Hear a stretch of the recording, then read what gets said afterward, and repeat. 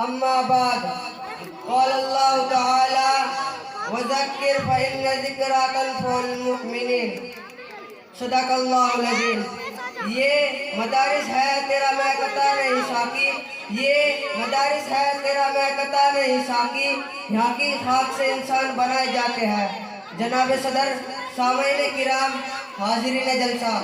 سب سے پہلے میں خداوند قدوس کا 1000 بار شکریہ ادا کرتا ہوں۔ اس نے مجھے اس قابل بنایا اس عظیم موقع پر آپ حضرات سے گفتگو کر سکوں، اپنے دلی جذبات اور قلبی احساسات آپ تک پہنچا سکوں، اور اس پروگرام کے موقع پر جو مسلمانوں کے ترجمان اور پوری ملت اسلامی کی نمائندگی کرتا ہے، اس سنہرے موقع کا فائدہ اٹھاؤ اور صاف طور سے آپ کو بتلا دو کہ آپ یہاں جمع ہوئے، سر جوڑ کر بیٹھے، دور دراز کا سفر کیا، اپنا قیمتی وقت خرچ کیا، اپنے آرام کو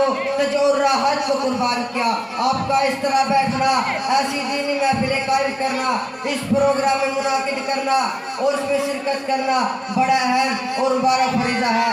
اس سے امت کی ساکھ اور ملی کے ساکھ اس باقی رہتے ہیں۔ اللہ تبارک و تعالی مجھے صحیح بات کہنے کی اور ہم سب کو اس پر عمل کرنے کی توفیق عطا فرمائے۔